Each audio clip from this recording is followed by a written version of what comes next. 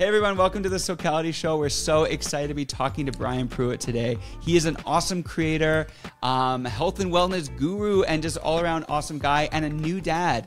And so we want this conversation to be all about empowering you as a creator, you as a father, a parent, as an individual to live your best life. And I love the space that you're in, Brian, because first of all, thanks for joining the show. We're so excited to have you here. I'm stoked to be here, Scott. Yeah, it's good to have you. We've been chatting on the gram and TikTok and just texting and phone calls and all that stuff. And, you know that you have so much wisdom to download into the community today.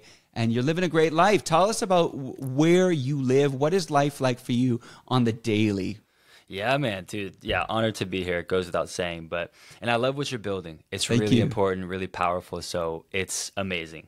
Not enough people have heard of you yet. So I'm like, I'm not going to stop until the world knows about what you're doing. Oh, you're awesome. But truly, I mean, my life is amazing. You know, there's ups and downs with anything. Like there's the truth for sure is that no one's life looks as good as what you may see on social media, because it is a highlight reel.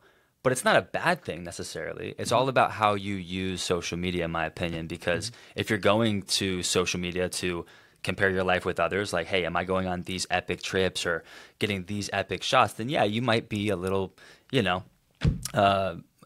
depressed or whatever after. But if you can kind of see it as like people sharing what they are passionate about, creating things they love, it changes how you view things. And so when you have success and when I see people doing stuff in my space, health and wellness and fitness and life coaching and all that, I love it because their wins are my wins.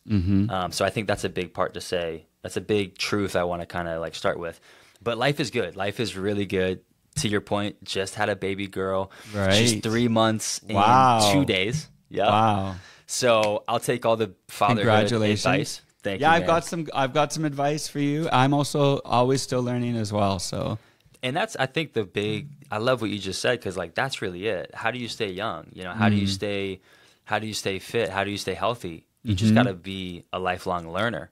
yeah. Right? So if someone kind of gives you like a gem and you're not ready to receive it because you kind of gave up on being a lifelong learner, you're going to miss so much opportunity. So Yeah, I think that's a big thing in life, because so many people, I think even I was talking to someone the other day and they're like, because of their age, I think sometimes people start shutting down on the learning because they're like, I've lived this long, who I am. But I love what you said, like a lifetime learner. That's such a great phrase and mindset to adopt. Heck yeah. I believe we're made to imagine. We're made to learn. We're made to grow and adapt. And all those things are very much connected. And so if you take that like growth mindset approach to everything, you're gonna elevate your entire life, including your social media, your businesses, your relationships. And what do you do to learn? Like, are you reading books? What kind of books do you love to read?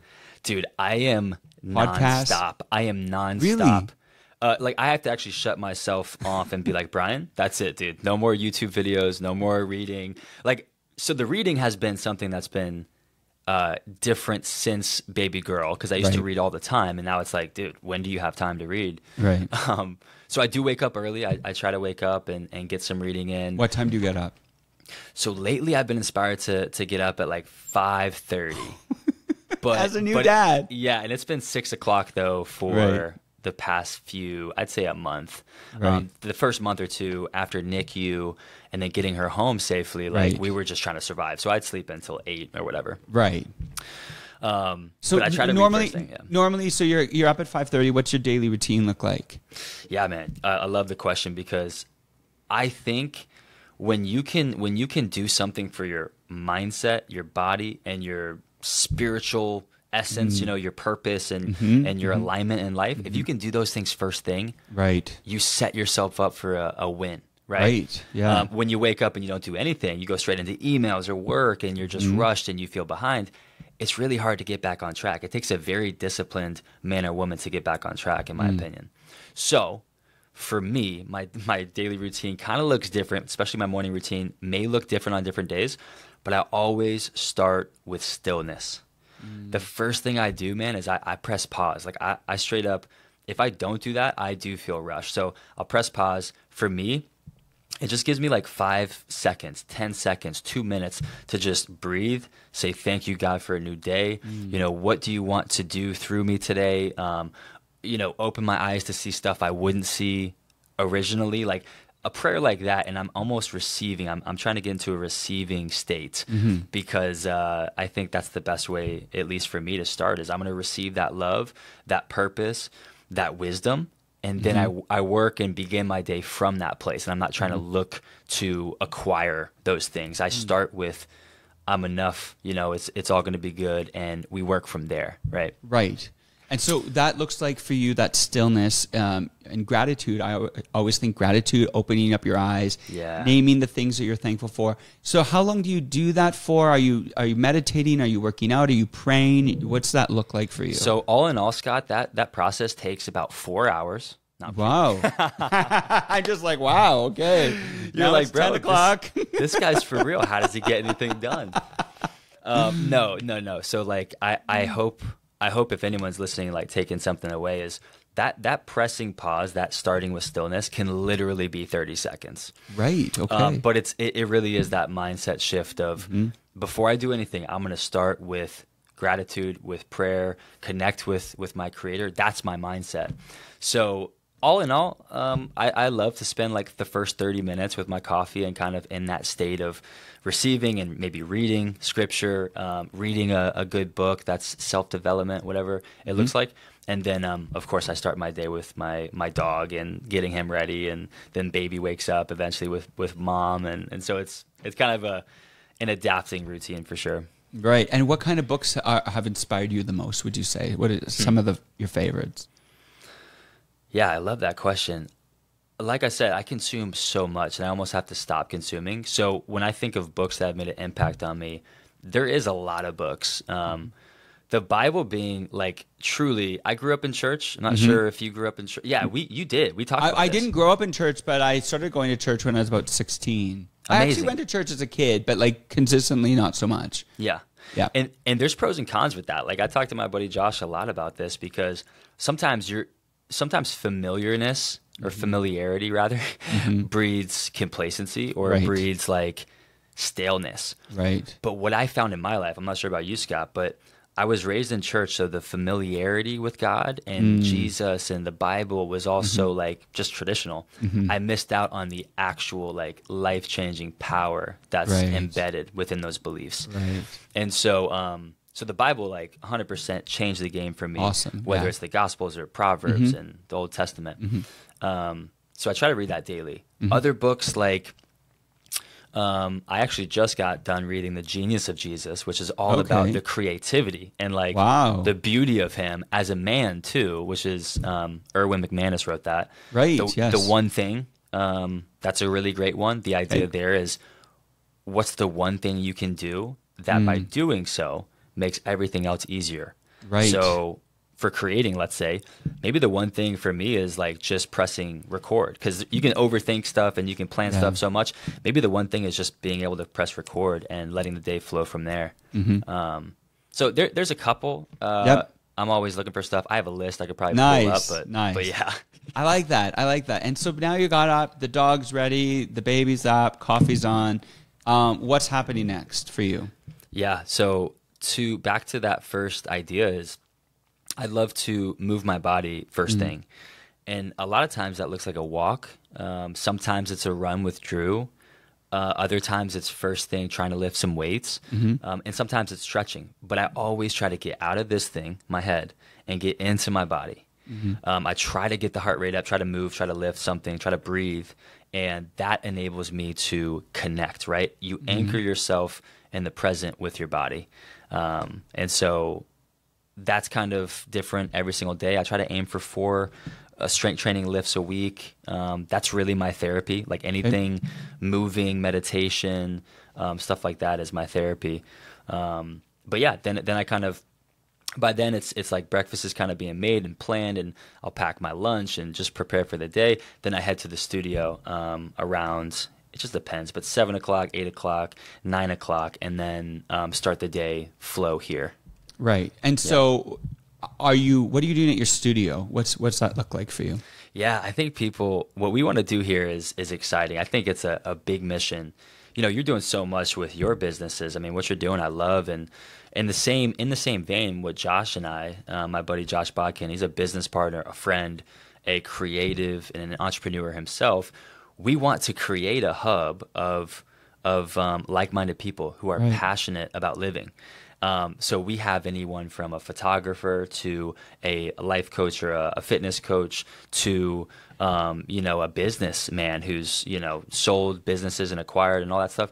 So what we're doing here is we have a portion of it for health and wellness, cold plunge, weights to lift, dumbbells, barbells, plates, stuff like that. We haven't got a sauna yet. We're looking for one. And then half of the studio is this stuff. Podcast studio, standing desks, and meeting rooms, kind of a lounge and like a couch here. Nice. And so that's the visual of it. But the vision is really truly creating a hub for people who can get in the space that we've created and optimize their creativity by getting in the same room with people who are like trying to create stuff, bring value to people, chase their passion. Like that's what we want to do, inspire others to do so. Right. And is this your studio? Like, is there a name for it? Do you have a name?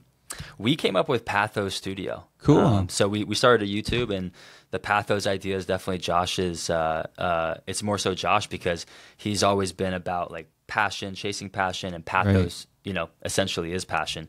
But I think it's also, Pathos is like almost mainly considered negative, where it's like, oh, you're suffering. Like the Passion of the Christ, for instance, right? But pathos is also like, dude, I love this so much. Of course I go to the cross. Right. Like, you know what I'm saying? So pathos is so fire in my head because it's like, this is why you do things. Right. And so pathos is how can we infuse passion and energy into what we do? And in creating this hub, this space for people to create and learn from each other. And so are you, okay, let me ask you this, because I see obviously your TikToks and your Instagrams. Are you filming them at the studio, or are you filming them at your house? Mainly at the studio now, because it's so well lit, and it's it's kind of like it's not a garage, but it's a warehouse kind of vibe. And we did the whole paint, we transformed this place. And if you like wanted to see the visuals, go to the Pathos Studio YouTube and kind of see the visual. But yeah, for the most part, I'm filming stuff at the studio, a little bit at the house, but it's more rare. I think that's important, because for creators, looking for dedicated spaces where they can create, because like your home is your home, and I know a lot of people create at home, but sometimes it's hard because your home, especially now, you will find out with your new baby girl, home is for families and for kids, and they make messes and they jump and they paint the walls and all this stuff. And it's nice to have, you'll see. So true. Yeah.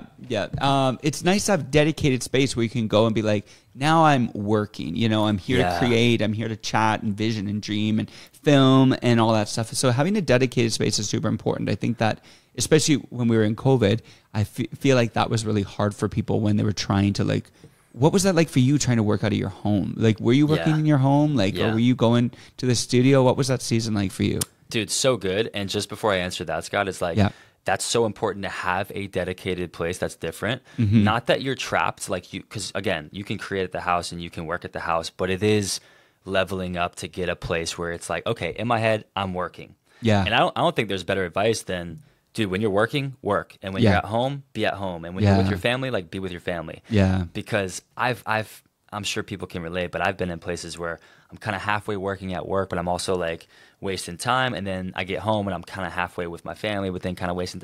I want to be like where my feet are and just be there.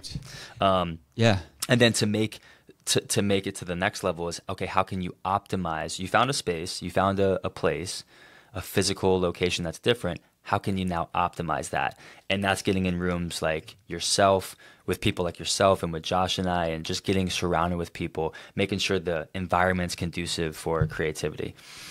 I love what you're saying, because so much of it, like we're going to be talking health and wellness today as well, obviously, but so much of it's in your brain, in your mind. And I like how you're saying about being in a space, and then when you come home, you're home, because you're on social, you're posting on these platforms. Are you engaging when you're at home? Like, I know that this is a tension. What's your life like with your phone when you're at home? Like, what a great question. Yeah, I mean, what a great question. I've tried to get better and better at that. what's helped me is time blocking, because to your point, like it would be, I think the default position is kind of to live reactively, right? And why I start with stillness is the same reason why I would choose to try to time block, is because you can eliminate the noise. And so you can eliminate all these notifications. One of the best things I've done, Scott, is turn the notifications off while I'm doing stuff. So I have it like on a schedule, which is nice. Right. So my is that just an app? Because I don't have that on. Yeah, it's like I need that on. So if you go to the drop down and you basically like hold that do not disturb button, like hard hold. Okay. You can pull up scheduled notification blockers. Right. And kind of create, like customize, like if your wife needed to call you, you can set it up to where she can call you and it's fine, but no one else can. Okay, right? Cool. I didn't even know about this. Boom. Learn something new. Yeah. Lifelong learner. Yeah. Pathos Studios teaching us today. That's right, man. That's right. But to answer that question, Scott, is like the phone relationship. I really have tried to put the phone down, be present, because I'm like, dude, my baby's 3 months. Right. My wife is truly the most incredible woman I know. And it's really easy to sometimes miss moments. Like, you know how that is. Mm-hmm. And so I am more cognizant of put the phone down. You'll finish that thing when baby goes to bed, or you'll finish that tomorrow, and just letting it go. And so, but there's a fine balance. Like, I don't think we're very rigid with, if we're watching like The Office, which is our favorite show in the world, like we can be scrolling on Instagram same time, and you know, we're not going to like, we're decompressing. So of course, and it is important. So you've done now at the studio, you come home, you've got your family life.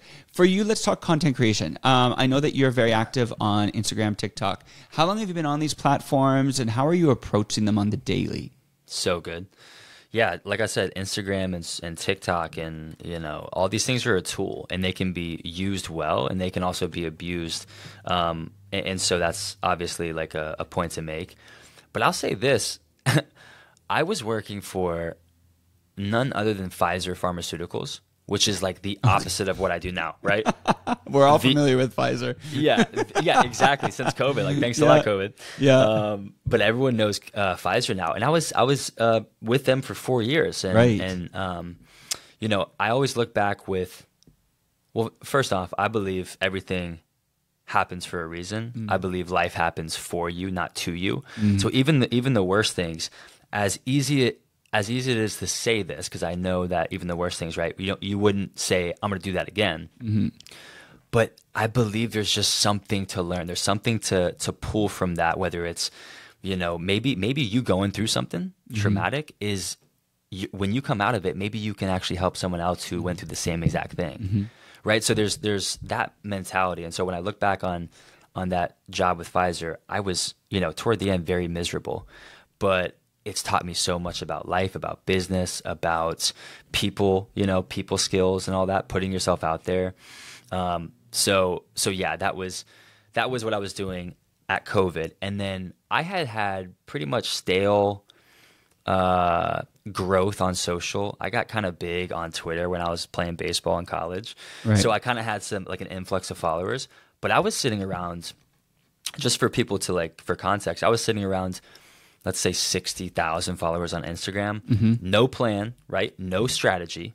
Didn't know what my niche was. Didn't know what I wanted to share, because I didn't know who I was, dude. Right. I was trying to discover me. It's important. Yeah. Huge. Yeah. And so as I did that deep work on me, and I was like, okay, what am I here for? What do I want to bring to the table? What's the mission? I got connected with my buddy Richie, and I called him up and I was like, bro, I don't want to go back to, I don't want to do this forever. I don't want to live corporate America. I want to create. I want to build a business. I want to put myself out there. And what worked at the time, he goes, dude, commit to this type of schedule. And so one of them was posting 6 days a week and a reel every other day. Right. Because obviously with whatever platform you're on, you want to know the rules of the game. Right. Are they promoting reels? If so, I don't care if you hate reels, you got to do something, because it's playing the game, right? It's playing the way the platform is promoting. So I committed to that for a few months. 5-6 months rolls around and I, doubled. It was like crazy. The summer just took off. I had reels go super popular, viral, whatever you want to say. And now I'm sitting at 250,000. And it's like, that's crazy to me because I was at 70,000 for years. So 6 posts a week. So a photo, video, photo, video, photo, video. That's what it looked like. Yeah. Because I just kind of wanted to put something in the middle. So yeah, I felt like with that conversation, a reel every day at that time wasn't working well. So I was like, okay, perfect. A reel every other day is doable. It's gonna work, and then I'll avoid burnout because I think sometimes you can go so hard and you're like it feels good because you're in the moment, but then you're like, oh dude, I'm exhausted and it's only been a month. So honestly, real quick, not to keep blabbering, but one of the biggest things, if you're passionate about something and you know what you want to bring to the market or the audience or the platform, one of the hardest things I think is to not burn out, not overdo it. So you'll have days where you're like, I want to post 3 different times, 3 different things because I got such great content. But save that for the next day. Plan those days out because if you're just going to be like super extreme with it, at least for me, I definitely would burn out if I wasn't like taking that approach to it intentionally. Right. So you're looking at 1 time a day, 6 days a week. And are you just repurposing that same content on TikTok? Are you doing different content on TikTok? Are you on YouTube? What's that look like? This is why I'm glad I'm talking to you, number one, because I haven't been great about syndicating stuff to TikTok. Right. Excuse me. And I know it's a big growing platform, especially with the younger audience and connecting with younger people, which is always the future, right? And so I want to get better at that. But yeah, if I when I'm good at TikTok, it's just taking reels and then repurposing. Right. And then with YouTube, there's a couple different things. One is the pathos, which is the creativity, like behind the scenes, like this is our collaborating type of awesome video. And then I kind of do, I'm trying to do more long form stuff. And I think YouTube's great for that. So sometimes I'll just turn the camera on and talk about, the mindset and I'll talk about life. So I think it's both of those. And I want to get better at TikTok for sure. So sick. So that's your but you now are methodical about are you posting at the same time every day? And then you engage and then you put the phone down, or are you just it sounds to me like you have a good mental health practice around your phone engagement. Dude, I think the 6 days important, and the reason why it's important is not because it's the number 6. It's just, it gives you that rest day where you're like, I don't need to post, and that's fine, dude. Right. Like you should, if put it another way, like if you can't take one day off, you're probably the person who needs to do that the most. Right. I take it as a sign. Yes, it gives you a chance to detach because here's one thing I know for sure: your personal value and self-worth is not tied into the amount of people who watch your stuff. But you know what? That is so hard for people because people get so much validation from social media. 100% agree. And again, it's not a bad thing inherently to have people see your stuff and love it, and they're like, dude, your stuff's amazing. Like, do more. It pumps you up. Yeah, for sure. It's a dopamine. It is a sense of approval and affirmation. But that's why I believe with anything else, whether it's a failed business or burnout on social, I think everything like in that same vein pushes you to look up and look higher. And that's where I think a lot of people find God, is because they're like, dude, there's got to be something more than this. Right. And so that's where you get your worth. You get your worth because you're created in God's image, dude. Right. Like that's where you're valuable as a human by default, a lot more than you think. That's the thing. Right. Because I feel like, and it's so sad because people do miss out on their worth because if a post does well, they feel great. If a post does bad, they feel bad. And it's like, how are we letting, it's important to be on social, connecting with people, like you said, building your business, but how are we letting these apps control us and our minds and our emotions so much? That's the tug of war that always happens with anything in life, the yin, the yang, the exhale, inhale, like the balance there. You can't just inhale, right? You got to exhale. Right. And there wouldn't be, you wouldn't appreciate sunny days without the rain. So there's that beautiful contrast in life. The balance. And so to that point, Scott, is like, what's the balance of doing the stuff you love to do and not caring about what anyone thinks because it's about that. Right. And the other side of things, which is, well, there is a market, and if the market says no to this, then you're not going to force people to like stuff that they don't like. Right. So it's like, okay, how can I keep that good balance of that really healthy balance of doing the stuff I'm passionate about that comes naturally, that I feel like is a God-given strength of mine, and also like trying to find where people, like what people need. So how did you find out, you talked about, you know, starting to build your social, how did you land on that it was health and wellness and fitness for you? Yeah, I think the best way to find what your purpose is in life is to look at what you're good at, look at your strengths. You know, it's not all about like, I think a lot of times in my life, I looked at my weaknesses and I was so obsessed with trying to improve my weaknesses, I missed out on maximizing my strengths. So my strengths were always people, like building relationships, having fun with people, competing, you know, and all that, but also physical stuff. I was an athlete from a very young age, and I always wanted to, ding, ding, ding, play professional sports. Like, what do you want to be when you grow up? Right. I want to be a pro athlete. Right. And so someone actually mentioned, he's like, technically you are a professional athlete because you are kind of getting paid to be fit. Yeah, you're getting paid to be fit. And I'll take that. But I think that's it, is what are you good at? What are your strengths? And when I looked within, when I reflected and said, okay, what makes me tick? What makes me come alive? Yeah. What makes me feel like I'm useful and valuable to the people around me? It was encouraging people. And I do that through health, wellness, fitness, because I love moving my body. I love experiencing life at a higher level and vibration when I'm feeling my best and looking my best. So taking your passion, what you loved, and then combining that with your content and then sharing that with the world and be like, I'm going to empower people with the things I love and know that that's going to resonate with others who are following your content. That's it, man. And I think it's important to press pause there and say, I don't care if you're posting fitness content or if you're baking cookies and posting like your baking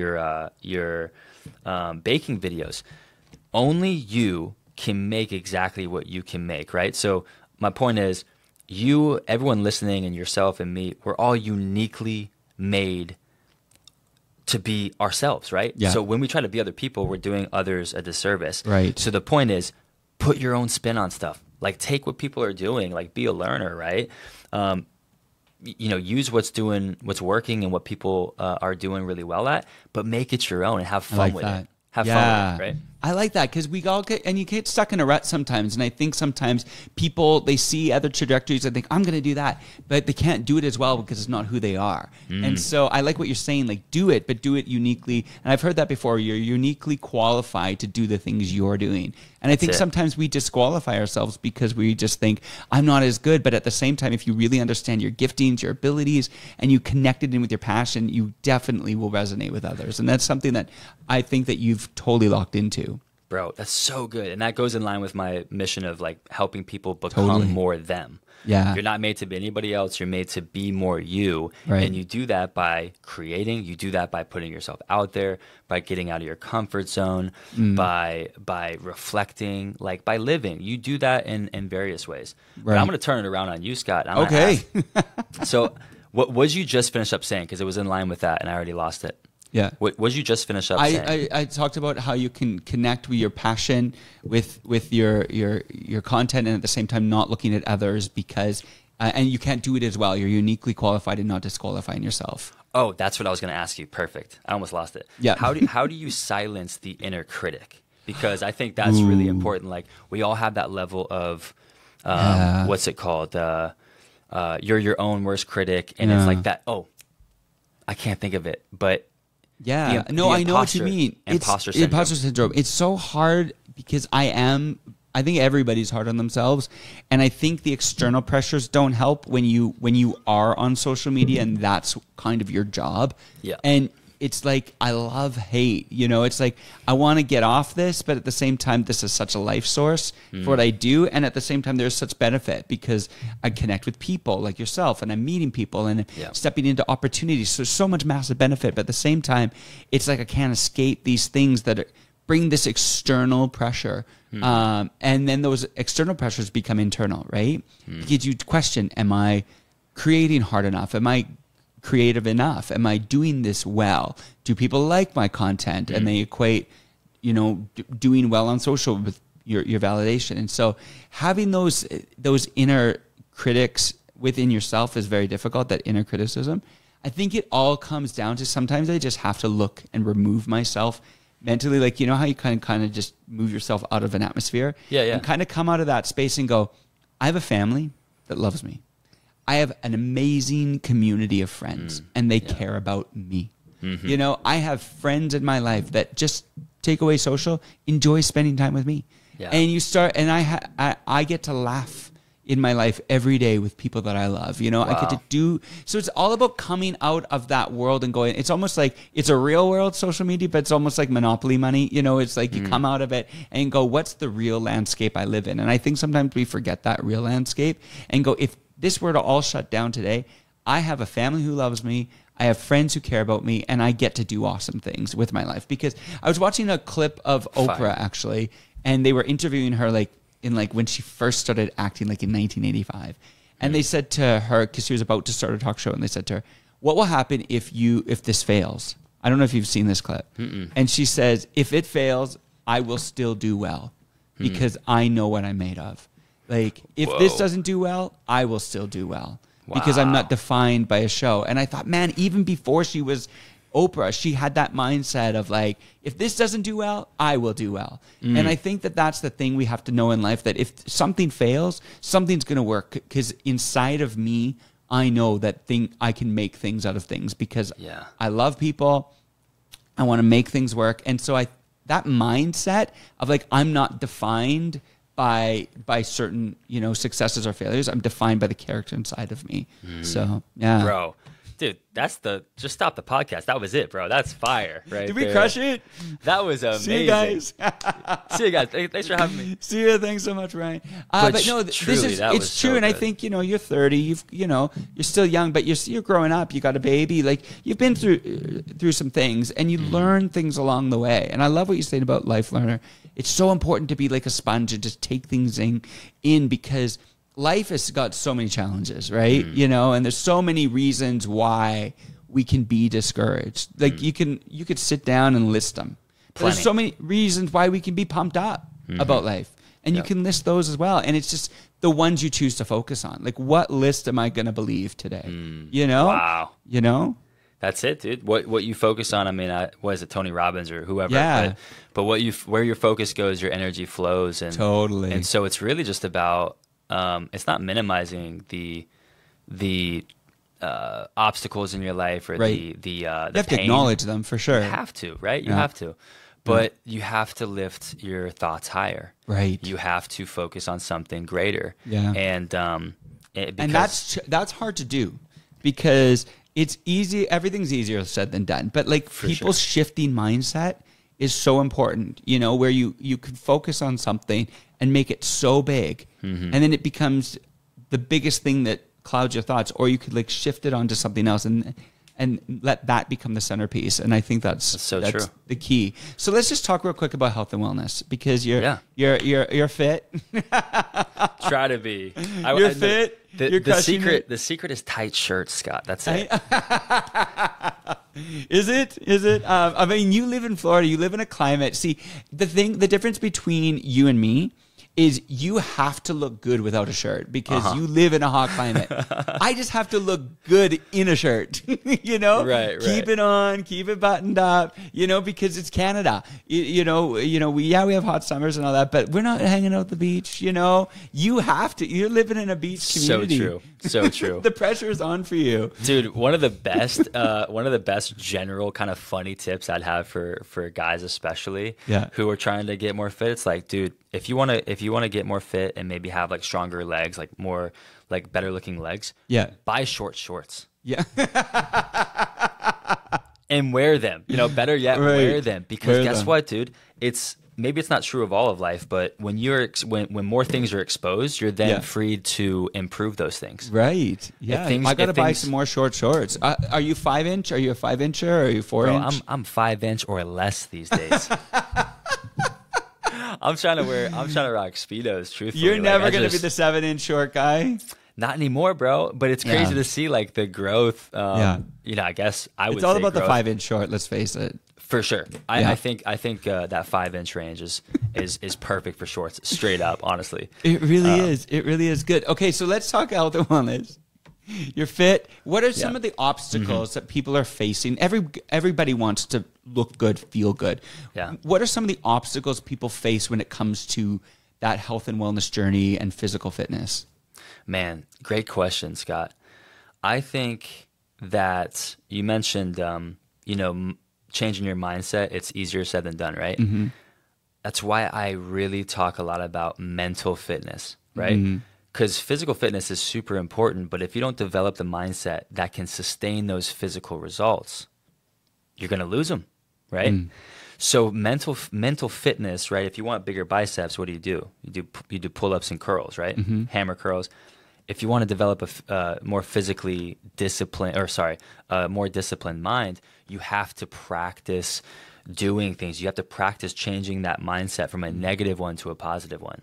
You have to almost like develop a practice mentality to life. Because if you're constantly doing that, make no mistake, you're creating new neural pathways to improve your, like, hey, everything's happening to me, like life sucks, I'm a victim for everything. You start moving from that and you start growing into life is happening for me. I can learn something through this. Like I'm going to get better through this. And if you do that long enough, you'll find yourself a mentally more fit person. Right. So it starts in the mind. I believe the mind is so connected. You can't disconnect the mental fitness from the physical. Right. And that's what I love to do. And that's what I do for my clients. And hopefully more people through courses and modules and other stuff like that. Physical fitness, I think that what holds most people back is, number one, I think if people knew how good it feels to be physically fit, they would never go the other way around. They would never go back to their old lifestyle. Right. Because you operate and you live and you experience and you can, do things on a higher level. So number one, I think people just settle for less in their fitness because they just forgot how good it is to be fit. The other thing too is, though, we have such a our culture in the world now is so like instant gratification, and it's very hard if you're taking that approach to your nutrition to stay physically fit. If you're like always looking for the instant gratification, the sweets or the overeating, the desserts, the alcohol, if you go extreme in that department, it's very hard to work out a bad diet or a bad nutrition. Right. So I think obviously nutrition plays the biggest factor. But again, it's not just the foods, it's the mindset and approach you have to the foods. A lot of times in my experience, it's not so much the foods that people are necessarily eating that cause so much negative results that they don't want, but it's the approach they have to their food. Meaning if they have one cheat meal, which I don't believe in cheat meals. It's just like, hey, there's nutritious foods and there's less nutritious foods. Right. Straight up. Okay. That's great. You know what I'm saying? Yeah. So if you take that approach and you say, okay, you're saying you're gonna have a cheat meal on Thursday, but every single time you have your cheat meal, which is self-defined, you then absolutely go off the rails. You go bonkers for 3 days, right? And that's the roller coaster vicious cycle that a lot of people can find themselves in, because they're like, I was so good for 3 days and I didn't really get the results, but then I had my cheat meal, then everything went downhill. Right. So it's changing the mindset to, this is a lifestyle. You are an athlete. You have a body, right? Nike got that right a long time ago. If you have a body, you're an athlete. Right. Are you training, or are you kind of just like letting your body go to waste? So training yourself is physical and mental. And then, I think just the last thing, and I'll stop talking, is my goal with fitness is to simplify the process. Right. I always say so many people, there's so much out there that overcomplicates. Like, dude, I want to get fit. Like, what do I see on Instagram, or what do I hear about? Maybe I should do marathons, or maybe I should go cycling. Maybe I should do like this 10-minute ab routine every single day. Like, and you're just going from one thing to the next without being consistently with your approach, consistent in your approach. Not that you can't do a bunch of stuff, but what I feel like works for a lot of people in my experience is just saying, I'm going to take a consistent approach. If you love running, man, run. And if you love lifting weights, lift weights. And if you love doing abs, dude, do abs. I'm not saying not to do that, but I think the consistency is the number one ingredient to physical fitness. Right. How well can you show up when things get monotonous or boring? Right. Now, what about this? Because you grew up, you know, obviously as an athlete, you're playing sports and, you know, probably always been fit. But what about the people that are intimidated? You know, they don't know where to start. You know, they want to be fit. They want to have that healthy mindset, but they're intimidated. You know, gyms are very intimidating. Gyms are very intimidating places. They're intimidating to me, bro. Yeah. I feel like you own it. But you know what I mean? Fake it till you make it, you know? But you know what I mean? Like for the person that's, you know, guys or girls, whoever they are, they're coming into a gym atmosphere. They don't know what they're doing. They don't understand nutrition.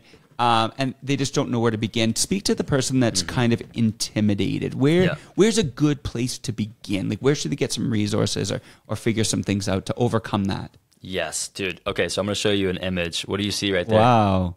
I see a triangle with 3 hoops. Yeah, perfect. So my point is there's the triangle. And what's the most important part of the triangle? It's the foundation, level 1, right? Yep. So level 1 with physical fitness and health and wellness, you have to focus on the foundation before you go super optimization, right? Right. Yeah, Point being, I wouldn't even talk about supplements until someone's really bought into the idea of daily habits. Right. So some of the pillars I think of health are sleep, water intake, protein intake, daily steps, and some type of resistance training. Right. If you can do those things and be consistent, you'll improve week to week automatically. And those are even things that you need to go to a gym for that you've just I was going to say, listed. so that's a great point. Even so, the foundational is what do you have in your hands? What do you have at your disposal? You have your body. So part of the things is the daily steps. That's literally just you walking. And then the other thing is body weight movements. One of the best things Josh and I have done in the past year was implement this idea of like the daily reps. And what that is 100 reps at any given point of the day. You have to complete, before you leave work or before you put your head on the pillow at night, you have to have completed your daily reps, which is 100 reps of anything body weight. So that can be push-ups, it can be squats, it can be walking lunges. And the best news is, guess what? You can do those throughout the day. Right. So if people are like, I don't know where to start. Should I do some push-ups right now? That's it, dude. Knock them out. Let's go. No, do backflip burpees. That's what I want you to do. But truly, I would. I like that though. Just do them wherever you are, 100 a day. And do you have to do them consecutively, or is it like? No, that's the thing. Like, right. It's all about building the mindset. Right. So here's what I believe. We act out of our identities, and so a lot of people have. Well, no, I shouldn't say that.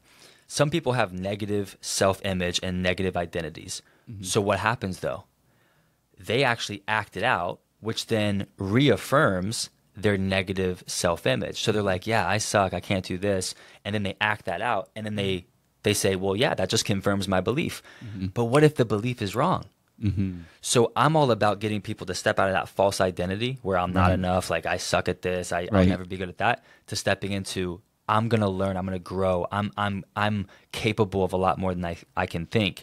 And part of what that does for you by doing the push-ups, whether it's all at one time or 20 in the morning, 20 midday, the rest at night, is you're telling yourself through your actions that you are an athlete. You are someone who prioritizes their physical health. Right. And so I think that's the power. It's not so much that 100 push-ups going to change your life. Right. It could over the course of months. Yeah. But it's the idea of like reaffirming the belief of, I don't care how many bills I got to pay. I don't care how many jobs I lost or people are mad at me or whatever happens in your day. Yeah. If you can fall back and raise your baseline and fall back on, I did that for me, you will win with time. Trust me. Right. And this is so exciting because, you know, for people that are watching this or listening and they're just like, they don't know where to begin. Like, you're not saying just jump into a gym and just start doing it all. You're saying start with the small things, educate yourself, retrain your body, the sleep, the meditation, the drinking the water, the rest, all the body weight movement. You know,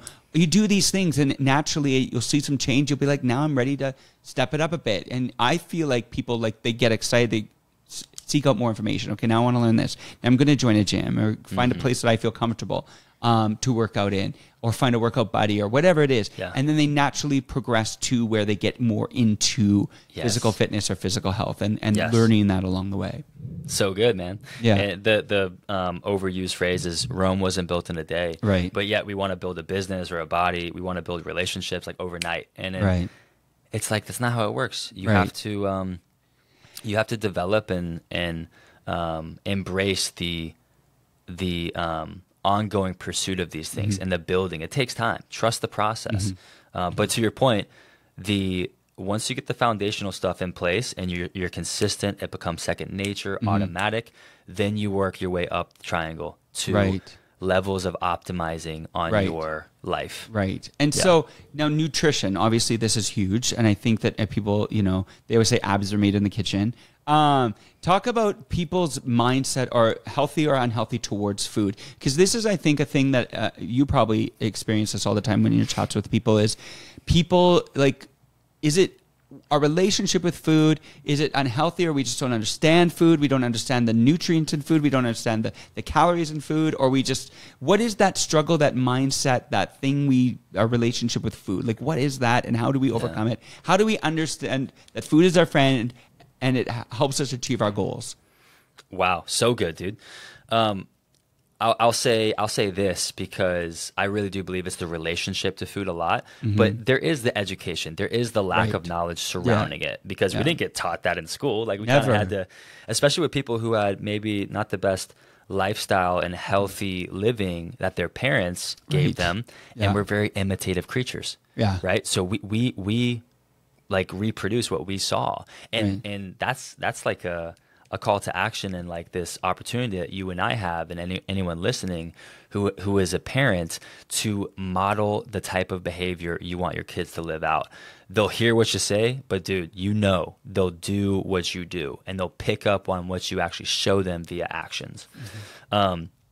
So that's what I'll say is education for sure needs to continue, just like mental health. Like, we need to keep raising awareness and making it practical. So in fact, I just did an episode with Gabby Bakken, my buddy's wife, about not only raising awareness, but practical solutions. Right. Because if we know, it's great, but if we can't actually implement stuff like breath work or ways to seek therapy and stuff, you're not going to find the solutions. Right. I'll kind of answer your question with a story. What I feel like in my life, and I think people can relate to this, is being a new dad. My baby was born 6 weeks early.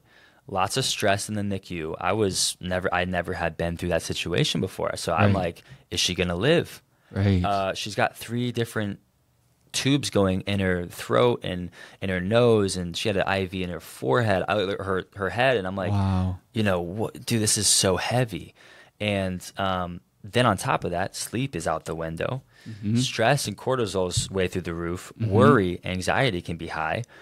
And so I found myself in the parent lounge crushing, just snacking, So I was like, I wasn't eating enough protein, and then I was just snacking on junk, chips, Pop-Tarts, cookies. Whatever you could get your hands on. Survival mode. Correct. Survival mode. And of course, there's a time and place for that. There's a season for that. You shouldn't shame yourself. But I was like, I don't like what this is doing to my body and my mindset. And so I kind of snapped out of it. But I think the more you live in that state, the more it can become part of, your natural tendency. And so I'm blessed to kind of have that quick reflex to go back. But I think food can be an escape for some people, because it is, you get dopamine, you get the hits of it. We need it, right? But I think it can be an escape for people and over consumed for people with lack of movement. Then that creates, a lot of weight that we kind of hold on and store as fat. And so I think nutrition is an opportunity for you as a person to really take ownership of your life and start. What I would say is eat more protein, and then prioritize. And how much protein should you be eating? For sure. Great question.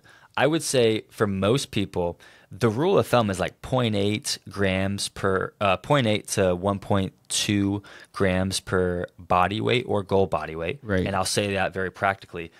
I believe for most people, you should be eating around a gram per goal body weight. So if I'm 200, I want to get down to 170. You should be eating 170 grams of protein. Okay. And if for females it's a little bit lower, it doesn't have to be exact because for the most part they're smaller in proportion. Right. So they don't burn as much calories throughout the day like men do. But that's what I'd say. Increase your protein. Make it your goal weight. So if I'm trying to bulk and get to 200 and I'm 180, I would eat 200 grams of protein. Okay. And what that does, it keeps you feeling full, Right. which then limits your snacking because you're like, I'm actually good. Like I feel pretty good. Like Right. I'm not starving. Right. And then the second thing, and I'll stop there, is prioritize real foods. When you go grocery shopping or when you're eating out or when you have the options for food at a bachelor party, whatever, prioritize the foods that have single ingredients. Like the outskirts of the grocery store are the God-made foods, Right. the fruits, the veggies, the meats, right? And the yogurts, the cheeses, the milks. Those things are real. Eggs. Yeah. The stuff in the inner aisle. Yeah. That's like, okay, The box we're talking food. box food, chips, crackers, you know, Right. stuff like that, which is kind of it's not essential. And so that's I would say 80-20. Yeah. 80% Shop God the foods. outskirts of the grocery That's store. it. Yeah, That's yeah. it.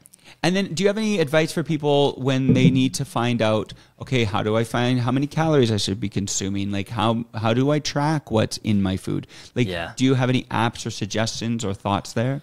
Yeah, there's a website that's called it's the TDEE.com. It's the TDEE calculator. Okay. And that's good as a frame of reference. I wouldn't say it's like 100% accurate. Okay. Because how can it be technically? Because you can have the same person with same age, maybe same lifestyle, but they, it's just different. You burn at different rates. Right. So go on Google, find a total energy expenditure calculator, which will show you how much calories you should be normally burning, or that's the average. And then I would say MyFitnessPal is a great resource. I mean, I love MyFitnessPal. if you've never tracked your food, it's really cool to see, okay, like what are the foods that are highest in protein? Great. Eat more of those. Yeah. And it just keeps you honest too, I think. It does. It's important as creators because, I travel and I'm always in different situations, and part of traveling is eating different foods and getting hosted. And so you do have to pick your battles. But it helped me understand what I was eating and how much I was eating. Because sometimes I think for me, I was like, I'm eating healthy. I had a salad and I had this but I just ate too much of it, And so, I ate healthy all day, but I had too much food. Or understanding just like, I do MyFitnessPal, but also understanding it helped me just connect the dots to going, I can have that, or maybe a bit of this, and understanding just made me more aware. And I think even just that education is really important. You don't have to be crazy, but just understanding. That's so good. The more you are aware with anything, the better you'll get at it, right? Because you don't know what you don't know. You don't know what you don't know. You're kind of just winging it, right? Yeah. Like business, you're just hoping to be in the green or the red. Like you don't really have a way to track it. Yeah. It's really hard to improve it. Yeah. And that's probably why people aren't getting the results they want is like, I'm eating healthy, but it's like, well, you're eating some healthy things, but you might be eating too much of some things, or it's just balance. And the protein's a big thing. When I started measuring my protein, especially, I'm a dad as well. I had the dad bod because, the dad bod is a thing, Yep. But by the way, you're going to transform, dude. You're going to be, you're going to redefine the dad bod into a father figure.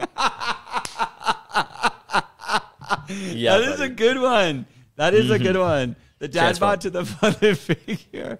I'm going to write that down real quick. Write that down. Make sure you trademark that. That's a good one. Because, just the season of life with kids, we're going to talk about this now, about being a dad, being a father. When I first, I was always at the gym, and then we had kids, and I felt so guilty being at the gym because I'm like, the baby's up early, my wife's there alone, and I'm at the gym working, because I love early morning workouts. That's my thing, is because then it's done for the day, and life happens. There's meetings, there's phone calls, there's things go on, and you can't get to the gym sometimes. And so I like getting there first thing in the morning because I know it's done. I get my mind, my clarity, my mental thoughts going. But then I felt guilty, and then I'd be at the gym and be like, I shouldn't be here. I should be at home helping. And then obviously with traveling, and then just survival mode eating, because I'm like traveling and I'm like croissant, sure, muffin, whatever. You know, it's just like eating whatever's near me. And I was so frustrated because I'm like, I want to be back in the gym. I want to be healthy. And I felt that tension of like, I want to be fit. And I didn't feel good about my body. Like, you know what I mean? I'm like, you know how your memories pop up on your phone? Oh, yeah. Yeah. Some of them come from like 4 years ago. And you're like, oh my God. Wow. I was loving the croissant, you know? Yep. And so, but I was frustrated. And so the dad bod is a thing because I think, you know, it just happened. Life happens and you just can't get back. So speak to me about how can we, I know you're a new dad. And I mean, how can you practice or get to some results within that balance of dad life and finding that time for yourself without the guilt? Dude, that's a great question. Complete transparency. I don't have all the answers. Like I'm learning that too. But I will say this just from experience and working with fathers, you know, who have 6 kids, you know, I have a client who's got 6 kids, is when you become your healthiest self and you're prioritizing yourself and your health and your wellness and your mental health, you show up in the best way possible, in a lot better way than if you were just saying like, screw it, I don't have time for anything and I'm just going to get burned out and just survive. If you can prioritize yourself, your physical, mental, and spiritual well-being, your kids and your wife and your spouse or whoever will very much reap the benefits of that action, right? That priority. Right. So having the guilt, I think I kind of think that does put the guilt in its place. I'm not saying people don't have selfish lifestyles, because they do. There's tons of people who neglect their kids, but it's the proper healthy approach to, I need to fill my own cup so I can pour into someone else. You can't pour from an empty cup. Right. If you're just constantly just running from thing to thing and never filling up your own cup, do you think people are getting, you know, what they could from you if you actually had a full cup? Right. So, you know, that's kind of the underlying truth I think needs to be shared. Yeah, I think that's a good thing. Shifting mindset to be like, I could either feel guilty by not doing these things to just being at home, or I could actually invest in myself and take an hour a day or some time a day to be my best self. Because I do know that when I am at the gym and I am working out hard and I am eating right, I feel really good. And that helps me in all my relationships. It's helped me in my work. It helps me in my mental clarity. It helps me in my creative journey. I know that it makes a difference. Why do we feel better from working out? Like, what is it that makes us feel so good?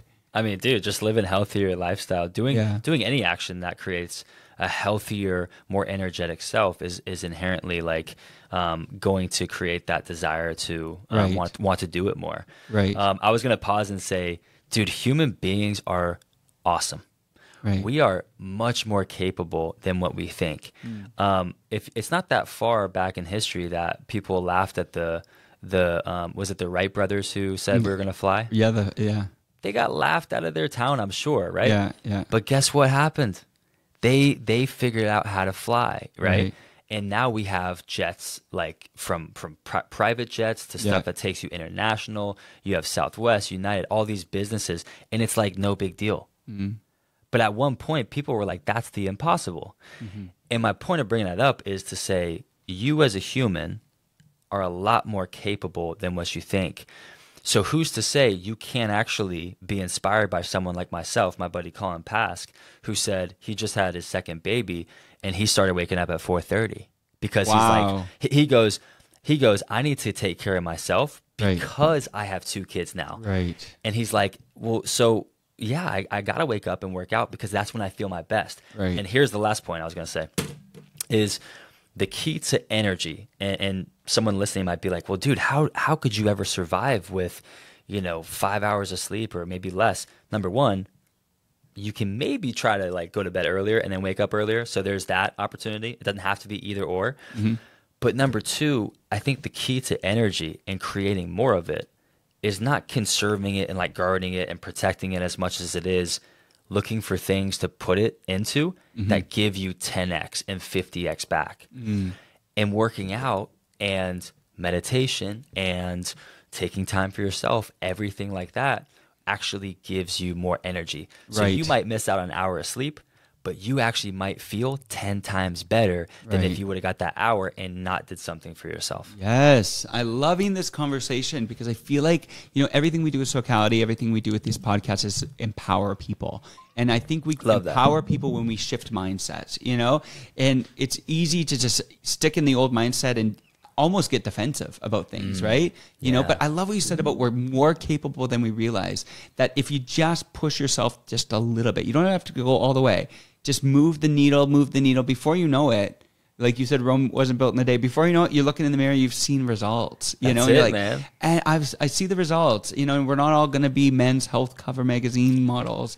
And I don't think that should be the goal. I think the goal is just overall health and wellness. You know, to be our best selves, to contribute to society, to contribute to community, to be a father, to be, you know, the husband, the person in the community, to be the friend that you need to be by just showing up. Yeah, and man. That's so good. And that's the 1% better mentality I try to preach about and share about. It's like, excuse me, we can